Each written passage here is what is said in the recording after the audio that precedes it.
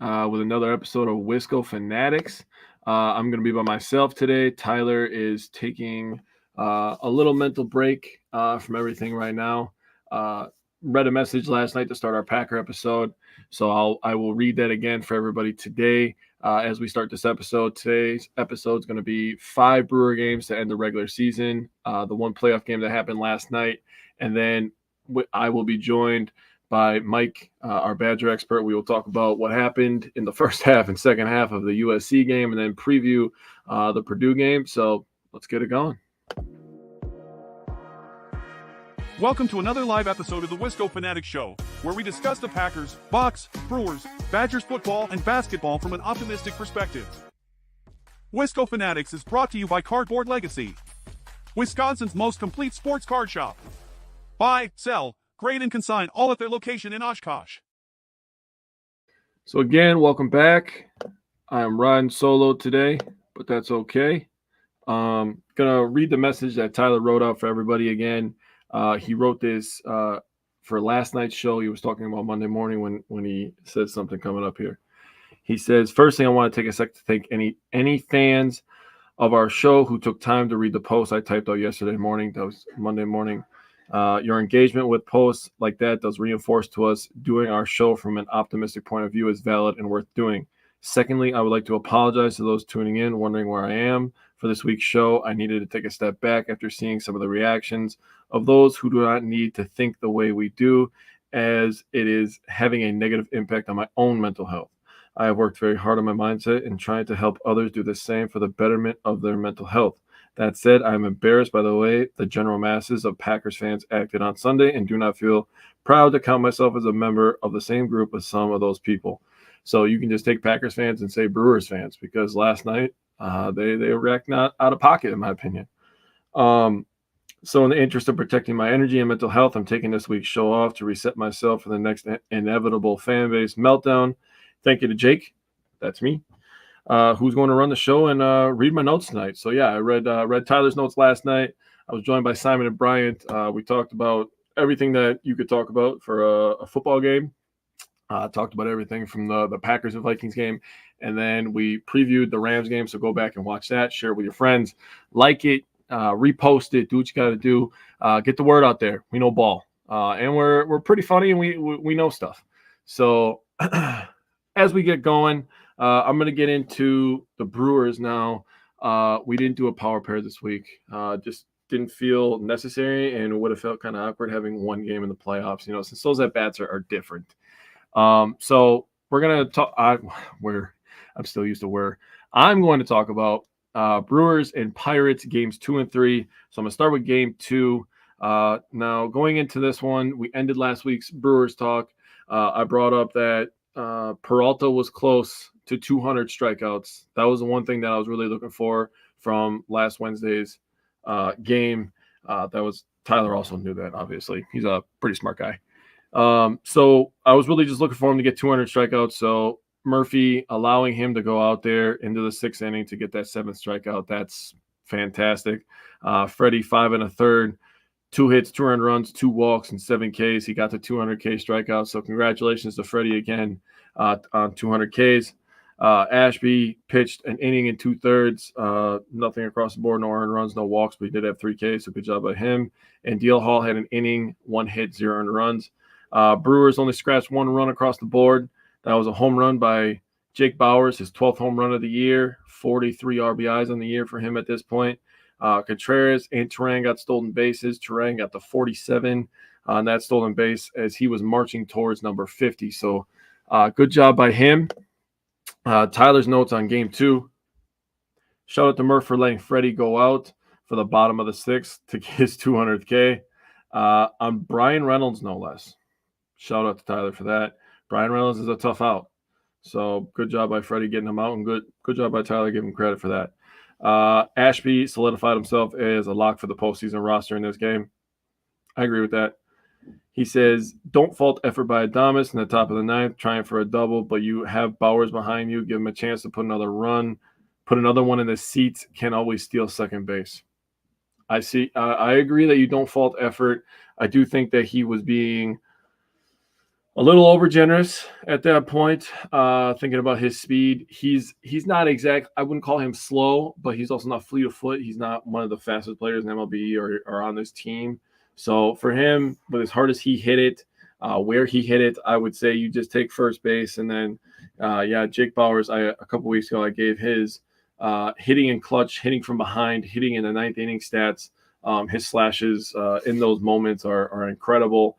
Much better, look much prettier on paper than his actual slashes for the season. So now to game 3.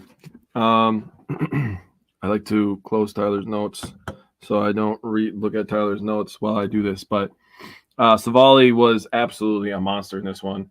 The Brewers ended up winning this one, winning the series versus the Pirates. I had it. I believe I can find it in a sec here. But Savali was monstrous in this game. 0 earned runs over 6 innings. Mears gave up a couple shots. It is what it is. That's a play they did all season, creating chaos on bases. Yeah, you're right, Brad. That's true. He was trying to force the issue, and I don't hold it against him, but maybe somebody else do it. Piamps, 1/3 of an inning, 0 earned runs, 0 Ks. Canning, stud. Devin Williams did what he was supposed to do. Got his 14th save. RBIs in this one were Haas, Perkins, Terang with 2 of them, and Ortiz with an RBI. He also got his 6th triple of the year. Adames got stolen base 21, Bauers stolen base 13, Ortiz stolen base 10, and Frelick stolen base 18. So the Brewers are going crazy in this one. Lots of doubles in this game as well. As I get this up, I just had it. So right here. So lots of doubles. Couldn't fit everything on my paper. Haas had his first double of the year. Hoskins had his 14th double. Perkins, Ortiz, and Frelick all had doubles in the 5-2 game 3. So good job by them. Tyler's game 3 notes. Aaron Savali Gem did a great job limiting traffic despite 2 defensive errors, allowed just 3 hits and 1 walk. Yeah, he was stud. Brewers had 14 hits. 9 came from the bottom 4 spots, including all 5 doubles and the only triple. So something I didn't look at and put it into words like that, but good job by the Brewers doing that. So now we move on to Mets. So our final series of the year was versus the Mets, and now we're playing them in the playoffs. So playing the Mets, Brewers won this one on Friday 8-4. Frankie Montas, who was actually getting to start tonight, started this one as well. He pitched 4 innings, gave up 2 earned runs, 3 walks, and 6 Ks. He's been okay lately. Hopefully we get a little bit more than 4 innings tonight. In tonight's game, we're going to need it. We're going to need probably 5 innings, I would say, with as many arms as we had to use last night. But let's hope that it's good enough for tonight. Let's just get a win any way we can, right? Ross had 3 innings pitched, 0 earned runs, 1 walk, 3 K. Milner, 2/3 of an inning, 2 hits and a walk, and McGill gave up 1 hit over 1 1/3. So now we got to talk about Rhys Hoskins. Rhys Hoskins got the party started in the first inning with a grand salami. Absolutely monstrous shot. That was a rocket off the bat. You knew that was going immediately.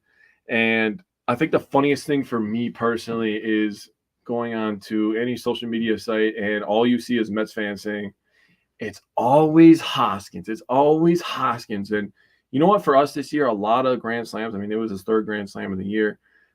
So good job by him. Good job by the Brewers putting enough people on base consistently. That's one thing that has made them kind of a dark horse underdog kind of pick going into the playoffs is they walk a lot. And when they get on base, they run and they cause havoc and they'll bunt and they hit for contact and they can get infield singles and they can just really force the issue. So let's hope that we see that version of the Brewers going forward here. But in this one, Hoskins got the party started in the first with a grand slam. His 26th of the year, 82nd RBI. Sanchez also hit a home run, so it's nice to kind of see him get going a little bit before the playoffs. We're definitely going to need him, especially versus left-handed pitching out of the bullpen or starters. We're going to need Sanchez. That's really what he was brought in here for. Tyler and I have touched base on this plenty of times, but it's no secret that the Brewers have struggled against lefty pitching over the last couple of years. So bringing in a couple guys who are good against lefties, Hoskins and Sanchez, is a good move. That's a good GM move for the Brewers, bringing those guys. And, with other guys, other lefties in our lineup really getting better against left-handed pitchers. I mean, the Brewers can just destroy any pitching in general. So anyway, Sanchez, 11th home run, 37th RBI. Terang also got an RBI, and Jackson Churio got an RBI. Tyler put together a really nice montage of videos from our Brewers primer before the season, some of our stat projections. Tyler put together a really nice collage of videos of him talking, giving his stat projections and stuff that he predicted, stuff that I predicted. So definitely go check those out. I try to share them as much as possible, like them as much as possible. I hope that you all do the same, as we're trying very hard. We both have full-time jobs and kids, and we both have busy schedules, and then we still find time to put together a good show for you guys. So please like and share the content. If you find it informative, if you find it funny, whatever, just please, help us out and share it around. But Tyler did a nice job on those, so go check those out. I think we did a fantastic job, as we always do, in my opinion, on our stat projections. But back to the game, I will read Tyler's notes now. Of course, he said that. Tyler said, was glad to see Sanchez get going a little bit before the playoffs. I mean, I literally had the same thought as soon as he had a home run. I was like, oh, it's been a little bit. Rhys Hoskins tied a franchise lead for grand slams in the season with a no-doubter. Shout out to Contreras and Adames for drawing 2 walks ahead of him. That's good stuff. I did not know that it tied a franchise lead. Sal Frelick suffered a bone bruise in this game. Gave us a scare, but we know now that he's okay. Bryce Durant got the 50 stolen bases, and Brewers scored 6 of their 8 runs with 2 outs. So that's what they did all year. They scored with 2 outs. That's what happened to us last night. Kind of got burned by it, but they can come back the next 2 days, and they can just burn the Mets right back with 2 out runs. Stealing bases, congratulations to Bryce Durant getting to 50. That was a number I've been watching for a while. I was like, I really want him to get a 50. That's like a milestone number. So congratulations to him. Mitchell got to 9, Perkins got to 23, and Contreras got to steal number 9 in this game as well. So just a good old-fashioned Brewers game, 2024 version. Stealing bases, hitting home runs, having a good time, right? Not even regular home runs either. We just hit so many grand slams. So we go into game 2. This was Saturday's matchup. I'm going to scroll this down so I don't see Tyler's notes. Okay. So game 2, Tyler was actually there. He did offer me a ticket to go, but I had other conflicting stuff with my schedule, so I was not able to make it. But Tyler ended up going with his dad. But I want to give a shout out real quick to a follower, a fan of the show, Kim Aschenbach. She's a loyal follower. She's a good person. She always brings good energy. I want to give her a shout out. She offered in the back chat if anybody wanted an extra snow globe. So I'm going to shake this up for you, show you guys. This is the nice snow globe that they gave away. I was like, yeah, my daughter would love it. She was a little upset that I had to take it right now because I was like, I got to show my friends and I got to give a shout out and say thank you. So Kim, seriously, from the bottom of my heart, I really appreciate it. I know you didn't really have to do that, but seeing the smile on my daughter's face really made my day. It really changes your mood when you see that kind of stuff. As she's up there listening to me now. So game 2, Brewers ended up winning this one 6-0. So another shutout for all the people doubting the Brewers pitching in the pitching lab. Another shout out when you're facing a Mets team that have to win. This is a team that has to win at this point, and the Brewers have beat them for back-to-back games. They beat them in game 1. They beat them in game 2.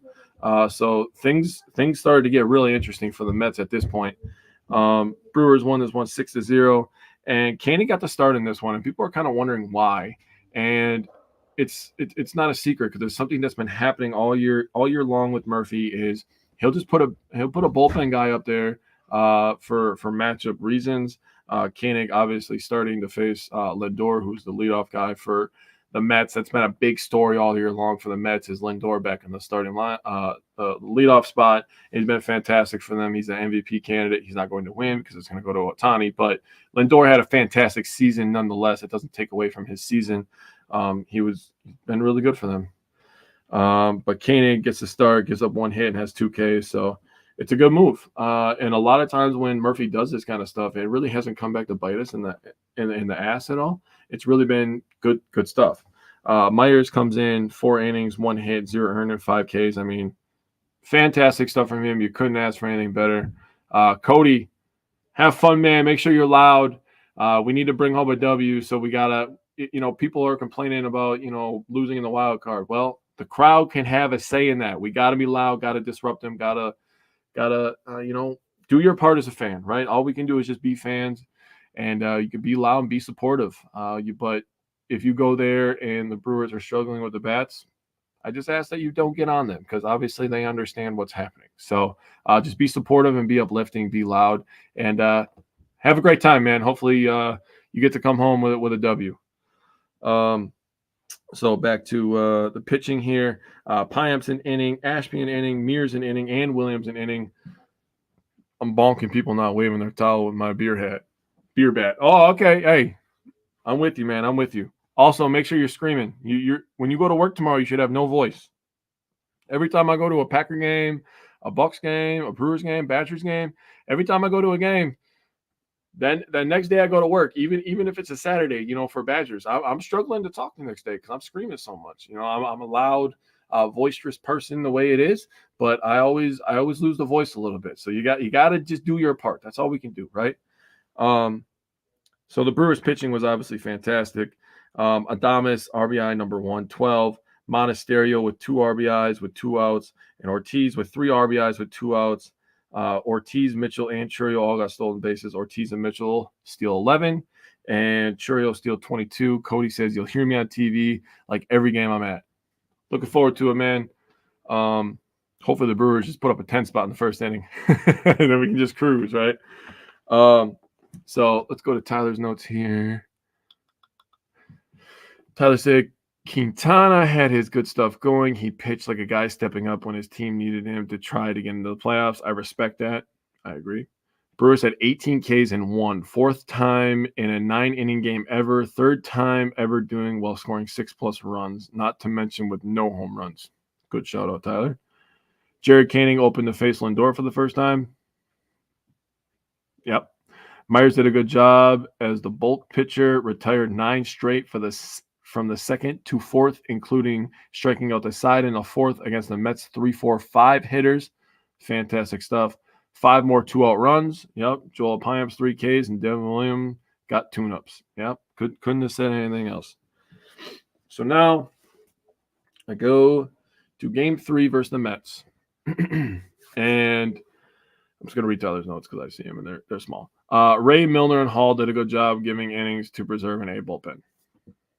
I agree with that. So Sunday game, we really go into it. And Tyler and I are children. So we were talking before Game 3. We were talking on Saturday. We were like, one more win.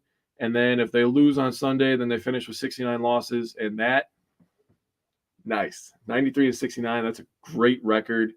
The thing that I really took away from it, when I look at that record and I take a step back, I think about all the people who doubted us before the season. And yes, it's been talked about so much, but it should be talked about more, in my opinion.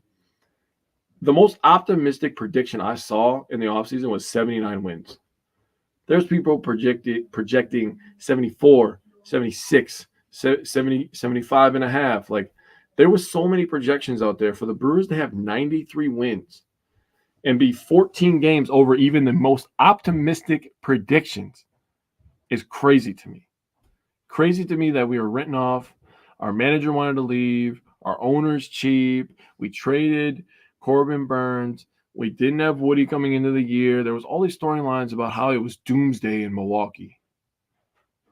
And, there was stuff hanging over the team last year about getting a deal done. So just a lot to really think about. So the Brewers, they lost this one 5-0. The Brewers didn't need this one. The Mets did, though. The Mets really needed this one. If they didn't win this game, then nothing was going to matter. I agree with Tyler. Ray, he gave us 5 1/3. Miller gave us an inning and a third, and Hall gave us 2 innings. They gave up 12 hits combined, 10 of those to Colin Ray, 5 earned runs to Colin Ray, 0 for Miller and Hall, 3 walks, and 6 Ks total. The Brewers had a hit in the first inning, and then they didn't have a hit in the second, third, fourth, fifth, sixth, seventh. Then they had 2 hits in the 8th, and they had no hits in the 9th. So this really was just, in my opinion, it was more like a walkthrough for the Brewers as they got ready for the playoffs. And then obviously we saw what happened in on Monday with the doubleheader. Just a little update for you guys. The Tigers are beating the Astros 5-2 right now. Detroit leads the series, so if they win that game, they win the series, which would be incredible. So now we get to the game that happened last night. So now, before I start talking about this, I just got something to say. I got something to get off my chest.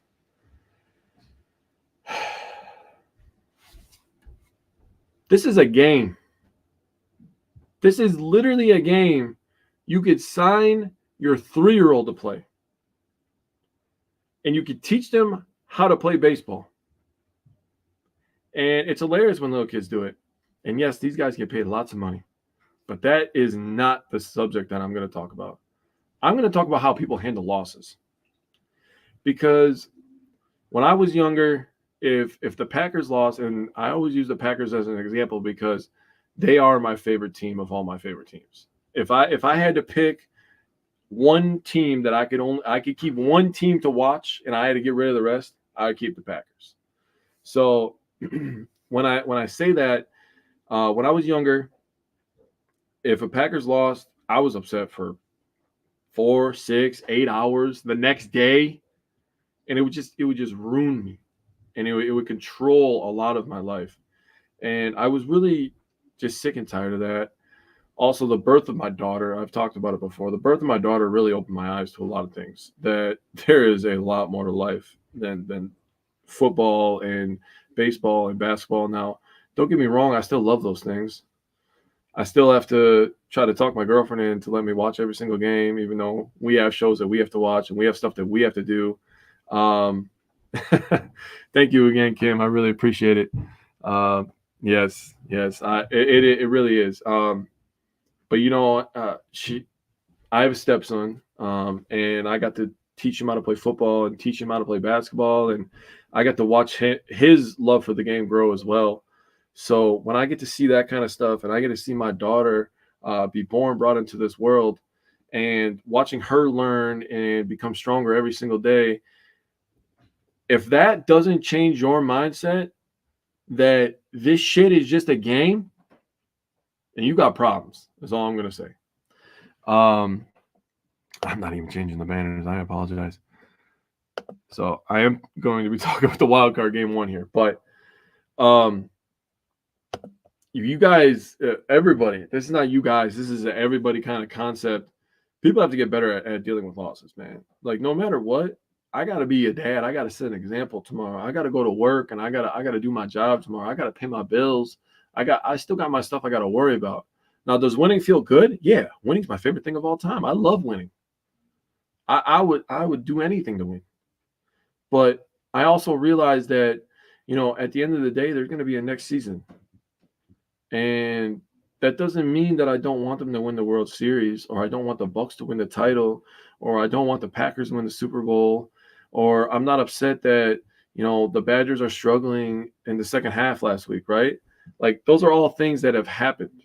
But to say that, you know, a loss is controlling every emotion in your body and you don't know how to handle it, that's ridiculous to me, in my opinion. So we got to be better as people, being able to handle this kind of stuff. If you need 20 minutes after the game, go walk it off. You'll be okay, I promise. But I need you to start appreciating things that you have in life and not looking at all the negative things in life. Like, I'm not rich. I don't have a fancy car. I don't have a fancy house. But you know what? I come home, and the first thing that happens to me every single day is my daughter walks up to me and says, "Daddy," right? And I have a big giant dog upstairs that has a lot of energy. But the first thing that I see when I walk through the door is that nostril just hanging out there, looking at me, waiting for me to say hi. So those are the things that matter in life. And I just really want people to start appreciating that stuff, right? Now, that doesn't discourage me that the Brewers lost last night. It sucks. Like we were all amped up. We were ready. What an exciting season. What an exciting team. We don't want it to end. And you know what? It might end tonight, but I don't think it is. I think the Brewers are going to take this one tonight. So Peralta was on the bump. He absolutely mowed down the Mets in the first inning. Just destroyed them. Back-to-back strikeouts to start the game, and then a pop-up after a couple follow pitches, a weak pop-up to get out of the first inning. Second inning, the Mets got onto the board. We had some hostility. Jesse Winker with a triple got the Mets on the board. And him and Willie Adames started having some words. And Willie Adames came out later last night, early this morning, that Willie Adames told him to meet him in the parking lot. No, we can handle this when the cameras aren't on. So that to me sounds like Jesse Winker, who was on this Brewers team last year. And for Adames to not really know that about him kind of makes Jesse Winker look like a front runner, in my opinion. So just saying. We got to talk about the fifth inning, though, right? So let's go to Tyler's notes real quick. So Tyler said Hudson not on the roster because the Mets only have 2 left-handed hitters. Brewers had Hall, Ashby, and Koenig. Ray not on the roster because he pitched Sunday. He's not going to pitch Tuesday through Thursday. Agreed. Peralta struggled in the second, 29 pitches, but looked dominant in the first, third, and fourth, only 39 pitches in those 3 innings. Top of the fifth was a tail of the game. Peralta pulled early. I understand Murph didn't want him to face a lineup for the third time, but still early. Payamps got a fly ball that Churio misplayed and got a ground ball, but didn't win the foot race. Ashby got a ground ball that Adames stopped but couldn't get a throw off. A wild pitch advanced the runner, prompting an intentional walk, which was followed by a single. All of this occurred with 2 outs. Bright spots, Churio, youngest player, with multiple hits and a playoff debut. Bryce Terang, 3 at-bats, 3 hits, 2 for doubles. So that is something to take away, is the young guys were very good. Jackson Churio, if you are doubting Jackson Churio at all, you need to get your brain checked. I'm being so serious. This guy has superstar written all over him. It's not even a question anymore of if. It's a question of when is he going to put everything together. If the season ends tonight or the season ends in 3 weeks and we're holding up a trophy. Whenever this season ends, Jackson Churio is immediately going to be able to look back on his season as a 20-year-old and be like, damn, I'm pretty good. Can you imagine what happens after I hit the weight room? He's going to hit bombs. This kid is going to have 40-40 seasons, 30-30 seasons guaranteed. 40-40 maybe stretching a little bit, but you can definitely see the power when he hits opposite field home runs in San Francisco that make it look pretty easy. He can hit a home run in any ballpark. So absolutely outstanding for him. Let's flip this over here. So Brewers play tonight, and if they win, then they play Thursday, and then if they win on Thursday, they go on to play the Phillies. So let's see what we got. Let's see if they're undaunted like they've been saying all season. And, go Brewers. But right now, I'm going to get joined as soon as he fixes that camera here. I'm going to wait for him to get that wiggle right. Is that wiggle right, my boy? He's ready. Oh, he's ready. All right. Ready now. Okay. So I'm joined by Mike. What's up, dude? How you doing, buddy? Good, man. Unfortunately, Brewers didn't get it done last night, but that's why we got a 3-game series. So, yep. Hopefully, and they're at home, so yeah. I'm not upset at that. Let's see what we got going on here. I'm gonna get Brewers banner off here real quick. Yeah. I didn't even put what's next for Brewers because everybody should already know. But we are going to talk Badgers football. Badgers went to LA and they looked like they were running away with this one in the first half, and then they fell asleep or something happened. No adjustments were made. Limited adjustments were made. But we're going to talk about defense. So I'm going to start with D-line real quick, and then I'll let you go on Tyler's notes. That's kind of how we'll play this real quick here. Sure. So in terms of defensive line, they had 0 sacks, 0 quarterback hits. They had 4 of the 13 pressures, and they had 7 of the 19 run stops. Honestly, I didn't have any problem with what the defensive line was doing. I just always feel like the strength of our defense is our DBs, and I'm not trying to take over your segment here. I feel like the strength of our defense is the DBs. So I feel like if that really is your strength, and you can trust them to be on an island a little bit more, I would like a little bit more blitzing. It's just my personal opinion on it. But as I say that, I'm going to let you talk about DBs. Yeah. So I mean, it's kind of this is a two-tailed game, right? I mean, we talked about this in the chat. I mean, I don't mean to pin this on the other side of the ball here, but I mean, did we give up 500 total yards of defense? Yes, we did. Did we give up, 82 plays in 45 minutes? Yes, we did. We couldn't get off the field. I believe the stat was USC was 10 of 16 on third down or something like that throughout this game. But on paper, it doesn't look great, right? So, but again, that's up for discussion as to why that happened, and we're going to get into that. But as far as secondary goes, I'm going to highlight the two. Oh, Mike's having some. Yeah, sorry about that. You're good. It starts with Austin Brown this game. He filled in for Max Lofi, the nickel corner who was hurt this game. So he came in and he played 80 snaps first off. So to do that, number one, kudos to him. And he had a game, right? He had 9 total tackles and that clutch one strip sack turned into a fumble.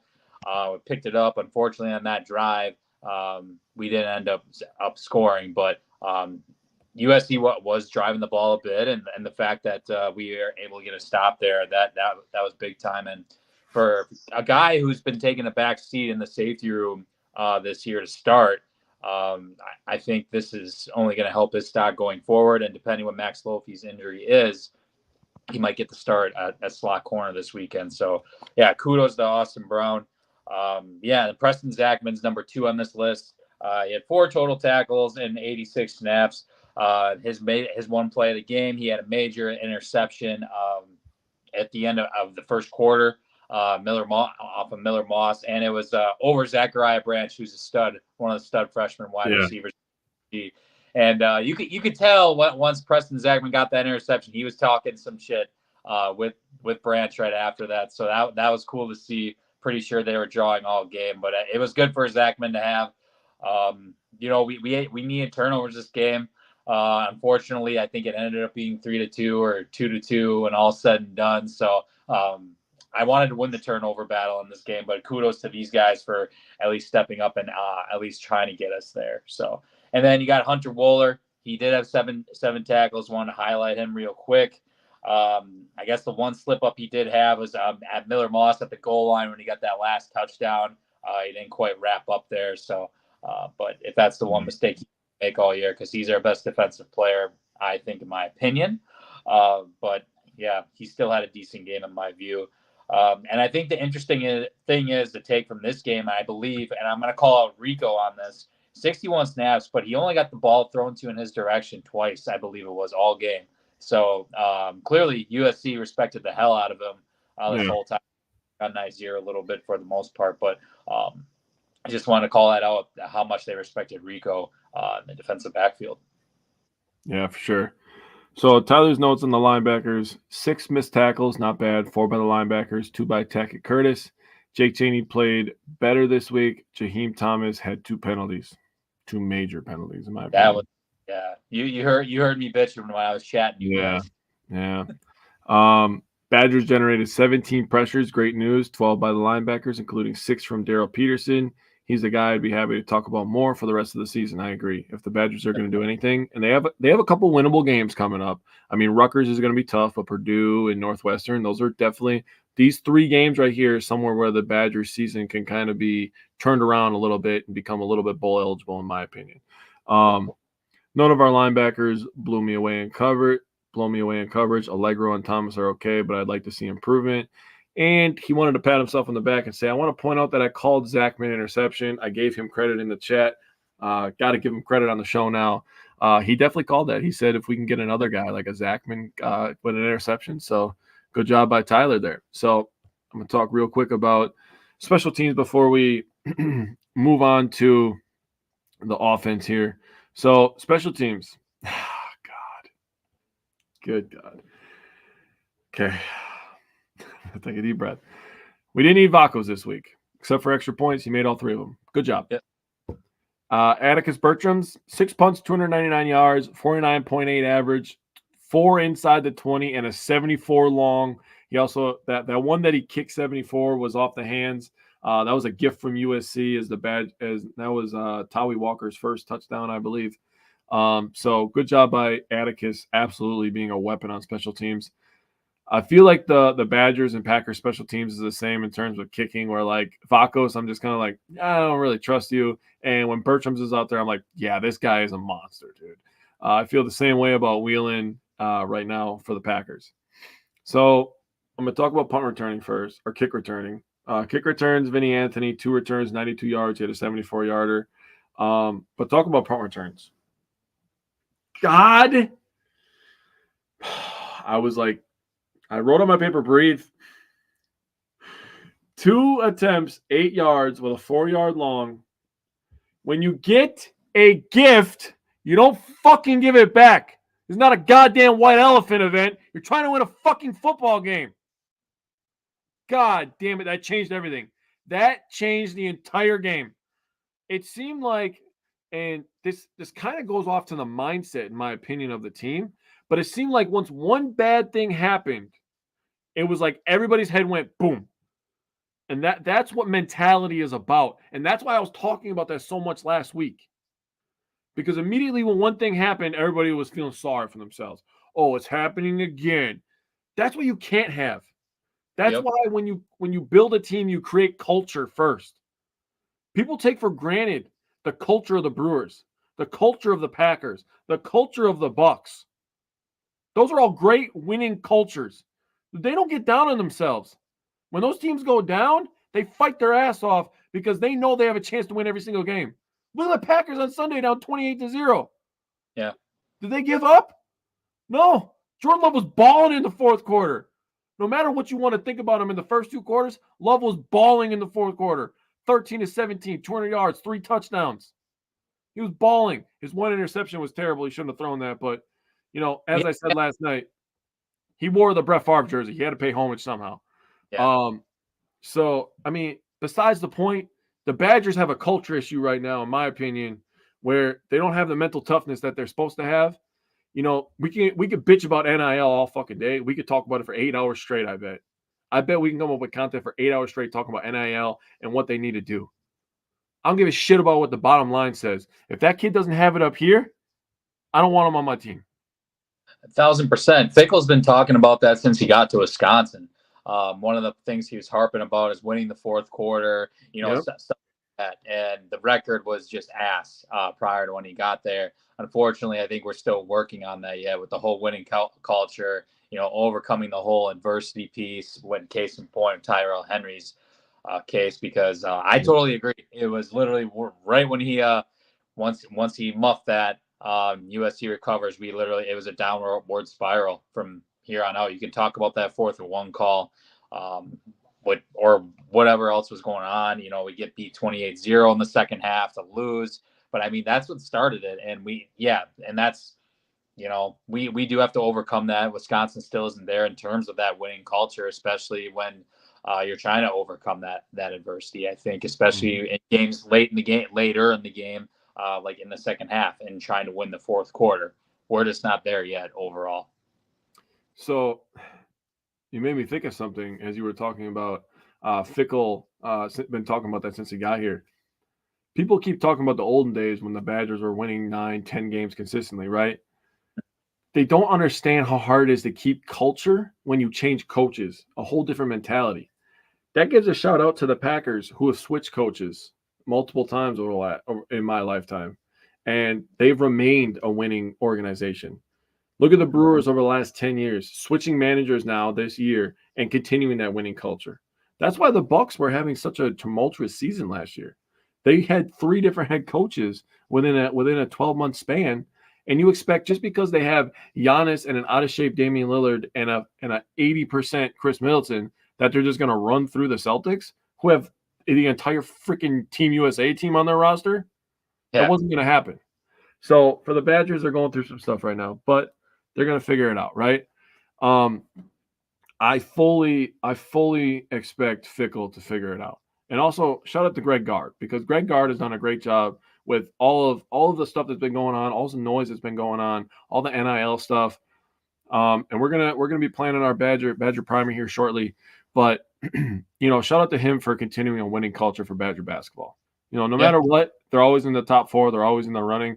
They're always playing big time opponents. I mean, they beat Purdue in the Big Ten tournament last year. That was an exciting game, big time win for our program. So good job by them. Fickle's got a little bit of work to do, but stay the course, people. Stay the course. Okay, we got to trust in the process. This is what this is. Now, I didn't expect us to go on a tangent with special teams, but I knew I was going to get emotional.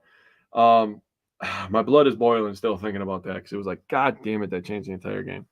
So let's talk about offense. I'm going to talk about O-line real quick. 0 sacks, 0 quarterback hits, 3 pressures by Brunner, Hubert, and Molman. So really not bad. I mean, fantastic job by the O-line. We averaged 4.4 yards per carry. I wish it was a little bit higher. But the way that the game was kind of going and the play calling, I thought Fickle had a really, really good first half. Me and you were talking about it in the chat, talking about how Fickle was being a little bit more aggressive. Braden Locke was diming him up a little bit. But as the game went on, I feel like he got more and more conservative as the score got closer and closer. And the thing with the running backs, in my opinion, sorry, man, I got a sneeze coming. I feel it. But the thing with the running backs, and I agree with what Fickle said, is you got to ride the hot hand. Now, maybe Tawi Walker is a goal line it in kind of guy. There's nothing wrong with that. Maybe Chez isn't a 20 to 20 guy anymore. Maybe he's not between the goal lines guy anymore. Maybe he's not. Maybe Cade Yakameli is the guy. Maybe they do want to go to a guy like a Darian Dupree. Whatever you got to do, you guys got to figure out and give everybody their roles so that when we get into situations where we have big leads and, the lead is coming back down, that we know, like, all right, we got to start running the rock. We got to start toting this thing, put Darian in, put Cade in, and let's get this thing going. Also, you got to have go-to plays in the passing game, dude. Mm-hmm. I don't know what's going on, but Will Pauling only having 2 catches is just ridiculous in my opinion. But let's go to the running backs. Michael, what you got on the running backs? Well, I'm going to piggyback off of what you said. First and foremost, I was really impressed, honestly, with the offensive line. I think, 4 or 5 games into this thing, this is the best group on the offense. And if there's one thing to take from this team this year is that our offensive line has taken a step up in the positive direction. Not even in terms of 0 sacks, for example. The discipline is better as well. From a penalties perspective, I know we weren't exactly clean this past game, but we harped on it. It felt like every single week last year with the line. So as far as the discipline factor goes, giving up 0 sacks, I think that's big time. That speaks volumes. Clearly, I think Blazek's been the coordinator higher here. I kind of thought that was going to be the case going into this season. Being a Midwest guy, went to school in Iowa. Can recruit the Midwest region. He can relate to a lot of these Wisconsin kids as a whole too. And he sounds like a player's coach as well if you talk to any of the guys. So shout out to Blaz. So getting into the running back room, I'm also going to kind of piggyback off of what you said because I did bring that up. And I do agree at this point because one of the things that really confused the hell out of me, I'm going to use the first drive for an example. I mean, you got Darian Dupree in there. He gets 2 carries for 13 yards for the entire game. He's in that first possession, right? But he gets 4 snaps total. It's like, what are we doing here with this guy? You know what I mean? Mm-hmm. So I completely agree with what Fickle's saying with guys getting hot.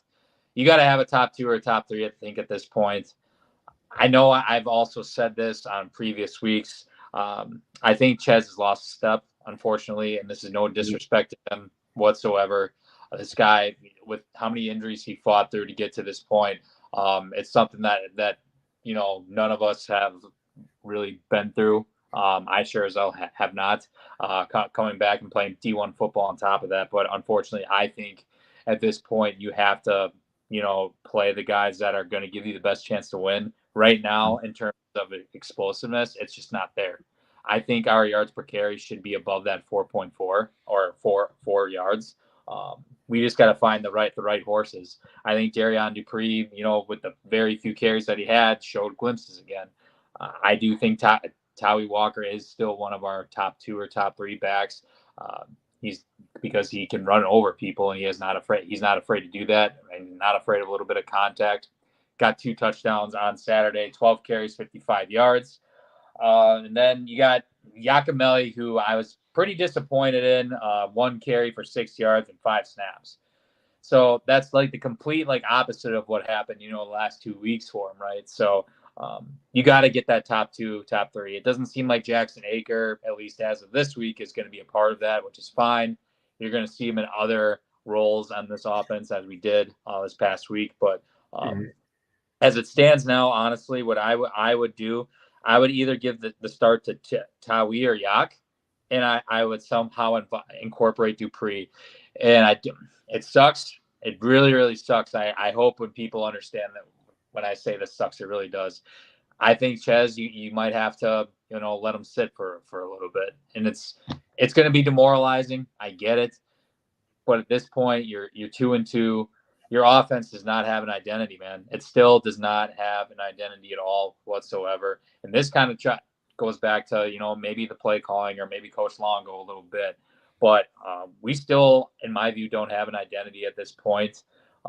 We can't score 30 points. I have said this every single week.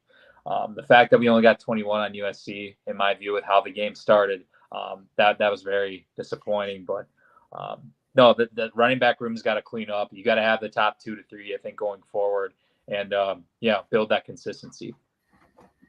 Yeah, I agree with everything you said. The thing about Ches is your body can only take so much, right? And all the injuries that he's had to endure over the last couple of years it might just be too much. And he might be an all-time person. I haven't heard anything bad about him. Maybe he is an all-time person, and obviously I'll be cheering for him. But at this point, you got people breathing down the necks of this coaching staff, especially Phil Longo. You're going to lose your job because you're trying to take care of somebody and cater to their feelings. You got to put the people in that are going to make the plays.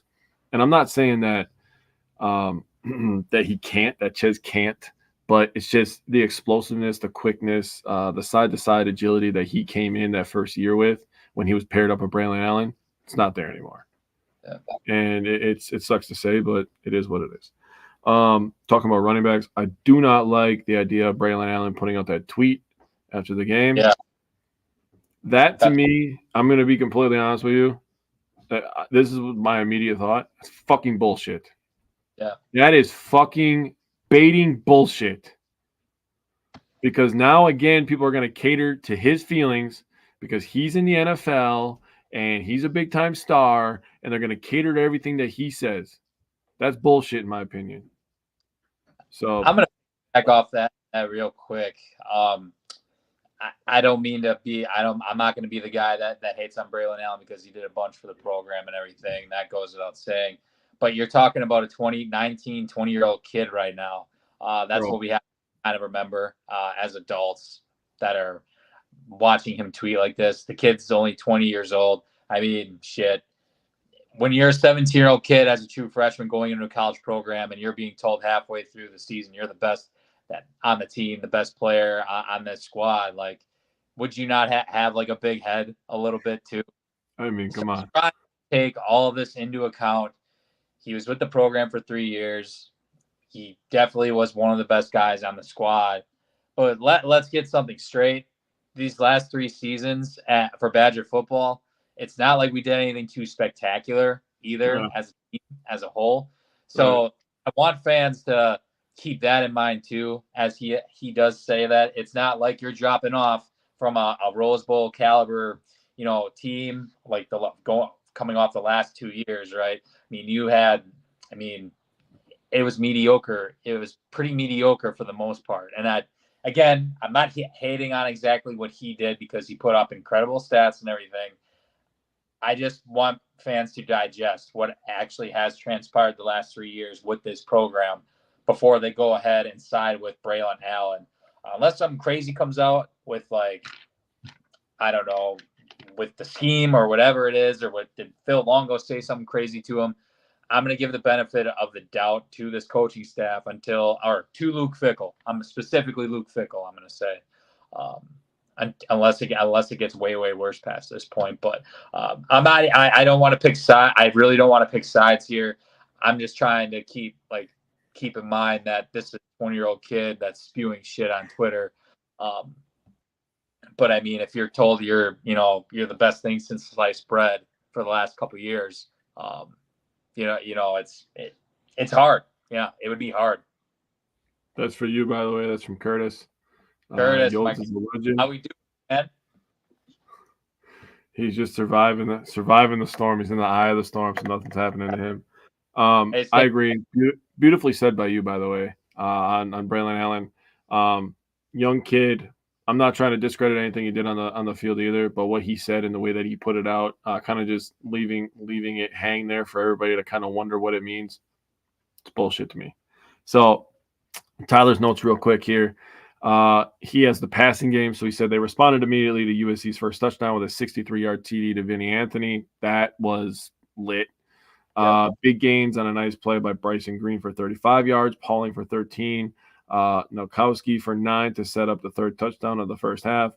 Locke was 13 to 26 in the day with 3 drops, 2 by Pauling, 1 by Tretch. Yeah, Pauling had a tough day. 8 different players targeted, good distribution, 9.7 yard average depth of target, very solid. That is solid. That is better than their season average because their season average is dog shit.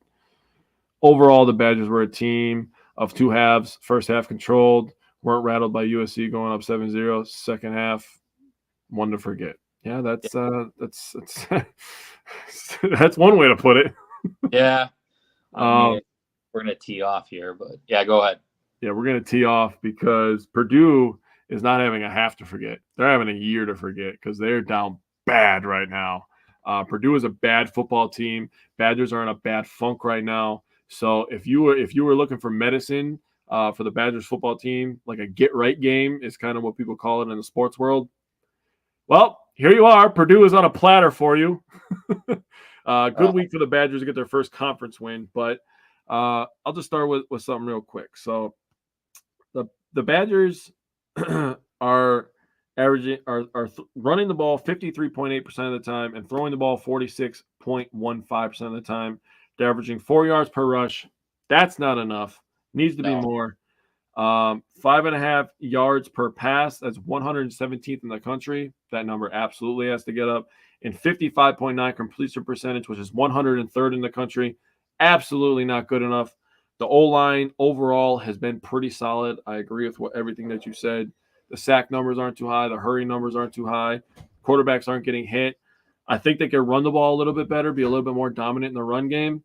Also, if I see us line up on 4th and short and shotgun one more goddamn time in my lifetime, I'm going to find Phil Longo, and I'm going to lock him in a room until he never decides to call that bullshit again. Yeah. The announcers literally said it on the TV, and we were all thinking it. I'm not just going to say me because I was thinking it too. Them being his shotgun gave him enough time to get there. Yeah. God, get out of shotgun and 4th and short. There's some things that don't need to change. What the fuck happened to Power I? Yeah. Fucking cram it down their throat. Yeah. That needs to stop. With as good as the O-line has played this year, and all the O-line recruits that we get, we're still Wisconsin. That could still stay true with sprinkles of the other stuff, which is what we all envisioned when Longo came over. That's why it was called the dairy rate. And I hated it then, and I still hate it now. But whatever. It's fine. Let's go to the running backs. Yeah. So, I mean, I'm going to go back. I'm sorry. I got to go back to this real quick. So, funny story. Barry Alvarez, I forget the announcer's name. But after that play, Barry Alvarez texted the dude about that play call. I think it was on ESPN Madison. They had Barry on, and he admitted to it too. Basically, the nice version is like, "What I'm going to give it to you here. Like, why the hell are we doing that play?" So, Barry Alvarez. He was joking when he said that. He really texted him. Yeah. I'm gonna find and send you the link after this. That is so funny, dude. Oh my god. So it's interesting, man. Oh my god. But I mean, offensively, that second half we were 2 of 10 on 3rd down too, right? We didn't help our defense off whatsoever. This goes back to, yes, I get it. We allowed 500 yards of total offense, but we couldn't get up. We also couldn't get off the damn field. But the offense also didn't do us any favors either, right? That second half, like Tyler said, it was a tale of two halves.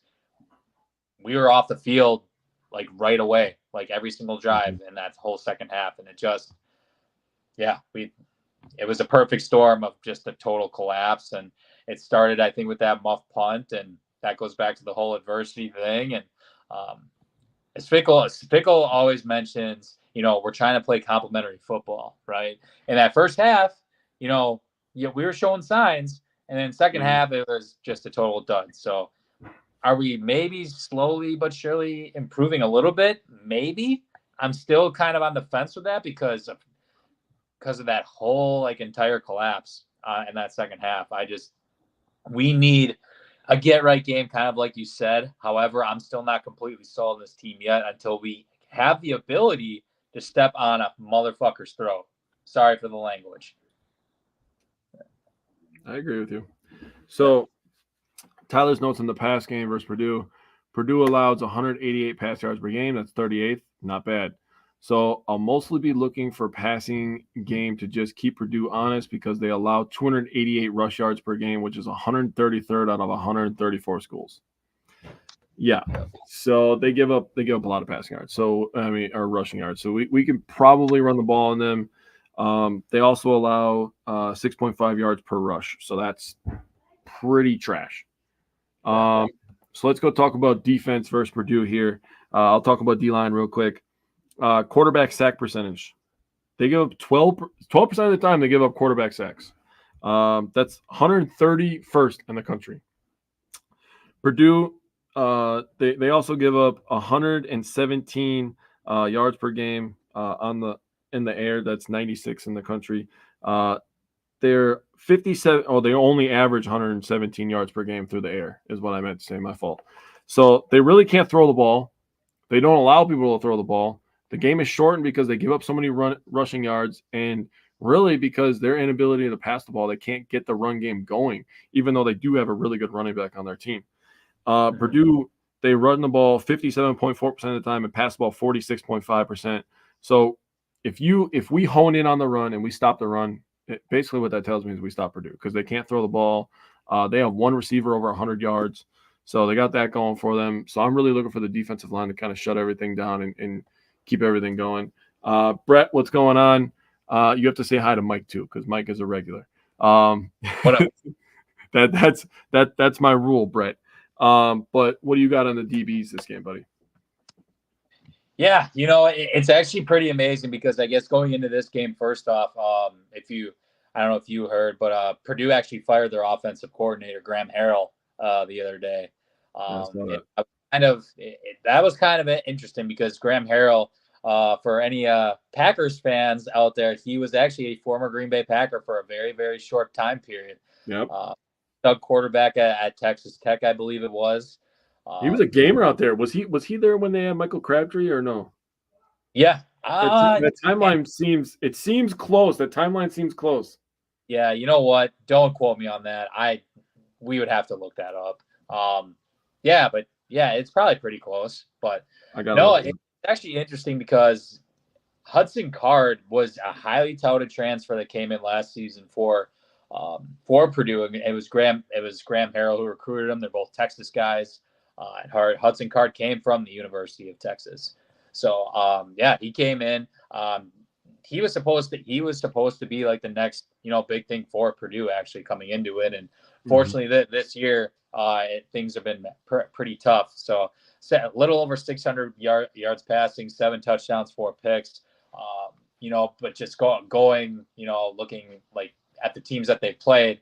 I mean, most of that stat line is coming from Indiana State and their one win this year when they won 49-0.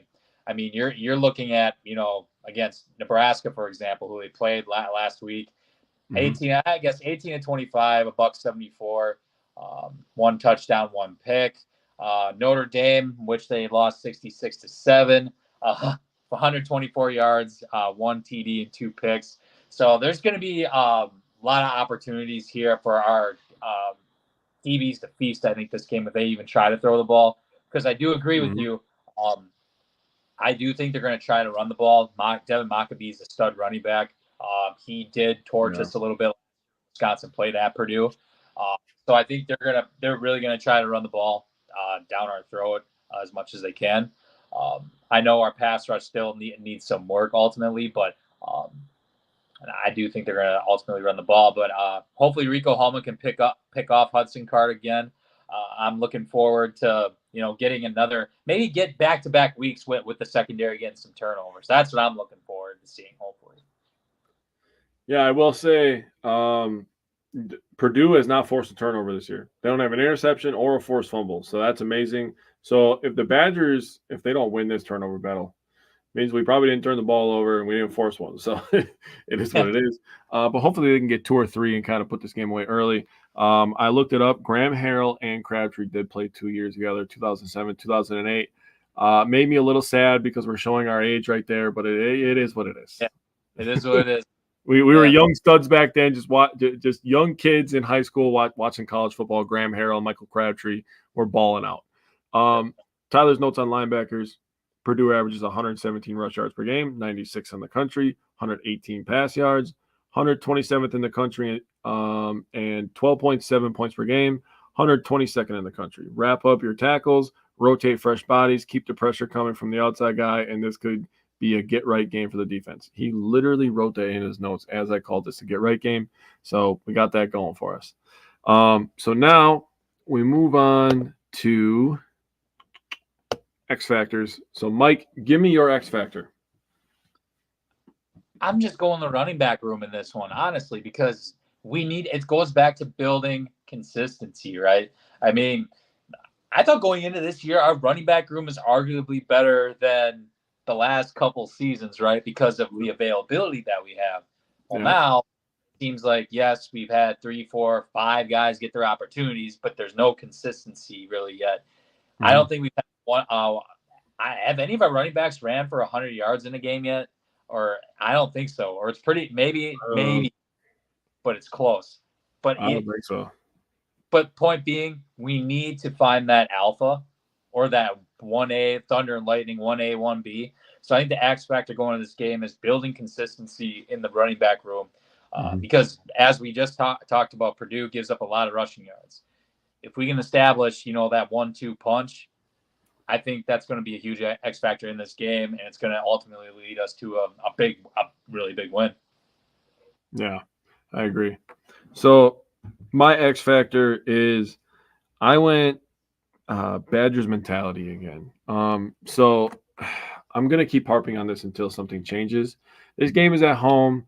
You're playing an inferior opponent.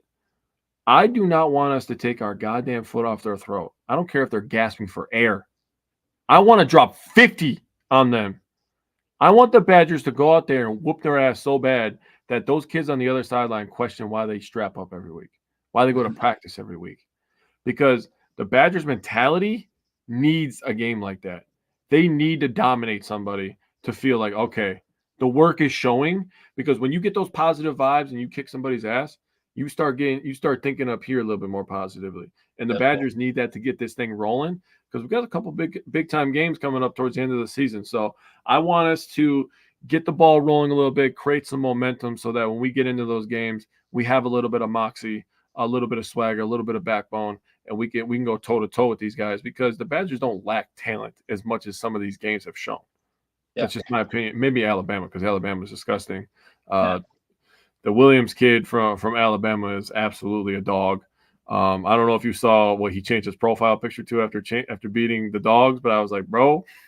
I did not see a profile. You didn't see what he changed it to? After he house called Georgia, he changed his profile picture to Mike Vick with a dog, bro.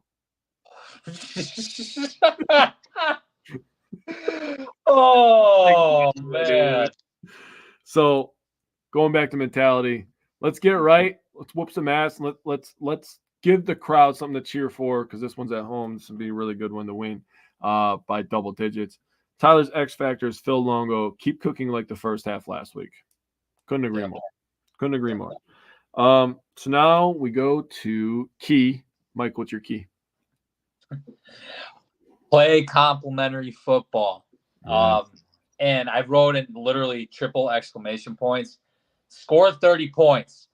I know you said 50 just now. We still haven't had a game where we scored 30. Yeah. This is a problem. It's a big, big problem. I honestly couldn't believe, like, after, scoring 21 on USC that first half, we would really go the rest of the game without scoring one goddamn point against that team. Yeah. USC not good defensively, nothing special at all. It just seems like once we get to 20, we just let off the brakes like every single time. We got to score 30 against Purdue. We got to score 30. I don't care if it's fucking 28-0 we're up and it's the fourth quarter, the game's obviously over. We need to get scored 30 so we can build that confidence up for this offense and for this team morale. Like, it's just mind-boggling to me how we cannot get 30. We didn't get it last year. Maybe we did in the LSU game, but that was a freaking bowl game. We got to score 30, man. I don't care how we do it at this point. That's my key to the freaking game with playing complimentary football, as what Fick preached about this whole year. Yeah, I hear you, man. So I got a couple things. One, I want us to run the damn ball because we can run the ball against Purdue. Purdue is not good against the run. The Badgers' offensive line has been very good this year. Let's find the guy in the backfield. Let's give him the damn ball. I'm going off a lot of what Fickle said about, riding the hot hand. Let's find who the hot hand is, and let's just give him the damn ball 30 times. If you have all these guys that you trust and one guy's feeling good one day, what the hell is the big deal about giving him the ball 30 times? No big deal, right? Give him the ball. Let the horse carry us. That's what I want. My other one is I already gave it away. We got to win the turnover battle again. I'm going off you last week. Purdue hasn't forced a turnover. The Badgers, if you want to be considered a good defense, I said this on a Packers episode. People are going to complain about the yards, but to combat the yards, the Packers are at least forcing turnovers on defense. So if you want to even be considered a good defense, you can't be considered a good defense if you don't force turnovers. But if you want to, if you give up yards, you want to be considered in the conversation, you have to at least force turnovers. So the Badgers, that's a trend. That's something that can help with winning. Is forcing turnovers, giving guys swagger, making big time plays. That's stuff that helps. Now, if they force turnovers and then they go out and they score touchdowns off of it, that's something that is called momentum. I like momentum when it's on our side. It's a good thing. So let's go force some turnovers. Let's run the damn ball. Tyler's is run the ball with the hot hand like Fickle talked about in his press conference Monday. Yeah. That's Tyler's. So Tyler and I are clearly thinking the same thing right here. So now we get to score predictions. Before we get into this, I looked it up here. Wisconsin is averaging 19 points per game, giving up 31. Purdue is averaging 12.7, giving up 44. The Badgers don't score 30 fucking points this week. There is a problem. There is a goddamn problem. But Mike, why don't you give me your score from the head? So to go off of that, the last time Purdue has beaten Wisconsin in football, the gas price. Guess what the gas price was? Oh God, $1.05. Pretty close actually. It was $1.16.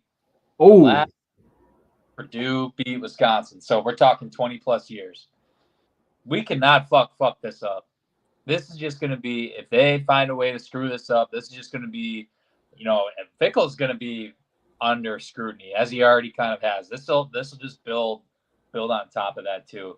Going from the last 20 plus years of absolutely dominating this team, and coming off of last week, I don't know. I personally don't know what kind of team is going to show up this week. I really, really don't. The fact that this is the spread's minus 13.5 right now, or minus 14. Yeah. That concerns me a little bit because we go back to Wisconsin can't score 30 in a game, and we're favored by 14 points. Does this scream like a 28? Maybe it screams a 28-14 game or something like that, or even like 24-10. 24-10. That was Tyler's head prediction, actually. It's 24-10, but okay, perfect. Yeah, my head. Only because I'm not, until they convince me otherwise that they can actually beat down a team. I got the Badgers winning, but it's 24-21. Oh, wow. Yeah, I got Purdue covered in this game. They need to show me that they can stop on a team's throat and not let up. Losing 28-0 in the second half of a game after being up 11 at half, that is inexcusable in my book. I'm actually holding. I'm going to hold Longo to the fire a little bit too this weekend, personally. All right, I like it. So I went real optimistic, and I think that the Badgers are actually absolutely going to flourish on Saturday. I think the Packers are going to come out and whoop some ass on Sunday. I think the Brewers are going to win back-to-back games, and then everybody's mental health in this state is just going to be on the rise for the rest of the week after this weekend. So we're all going to be in a good mood in Wisconsin after this weekend, especially after the next 2 days here. But I have 35-16 Wisconsin. I don't think there's any way in the world that the Badgers don't whoop their ass. Purdue is a bad football team. I watch very, very small, short clips on them. They're bad. I think the Badgers can whoop them, especially on the road at home. I hope so. So, what do you have from the heart? My heart is actually kind of like my brain in this game for the most part, because again, my heart keeps getting ripped out week after week with how we perform because we don't play complimentary football. From the heart, I have 30. I only put 30 because can we score 30 fucking points? I put 30-24 from the heart too.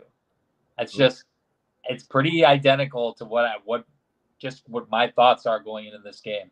They need to show me something. They have to show me something. Yeah, I hear you. So Tyler has 30-9 from the heart. Okay. People are gonna look at me like I'm drunk or something, but my heart prediction is 49-17. 49. Holy shit. 49-17. I think Braden Locke cooks in this game. I think the intermediate pass is gonna be wide open. And the heart is supposed to be the more optimistic. So if he hits his mid range, the Badgers run the ball like they're supposed to. The defense is flying around, getting them off the field, and we're getting extra plays. Maybe we force a turnover or two and get an extra possession from that. I absolutely can see us scoring 49. Yeah. That's what my heart tells me, man. My heart steered me to my girlfriend and my family, so I'm just going to trust it. Smart man, dude. Smart fucking man. It's all good. All good. Yes. So with that being said, thank you to Mike. Thank you to everybody for commenting. Thank you for watching. We're going to be here. We're going to be cheering for our teams. We're going to be optimistic about it. Yes, we're still going to be realistic. When things are bad, we're going to say it's bad. When they suck, we're going to say they suck. But we're not going to get on them and tell them that they always suck. We're going to give them opportunities to improve and be better. So with that being said, on Wisconsin, go Pack go. Bucks start soon, so we're going to have a Bucks primer for you guys. We're going to be planning. Badgers basketball is back soon. We'll have a Badgers basketball primer coming up soon. But right now, the focus for this state should be on the Brewers. Brewers got a big game tonight, so go Brewers. Hopefully they beat the Mets tonight, and we'll see you next Tuesday.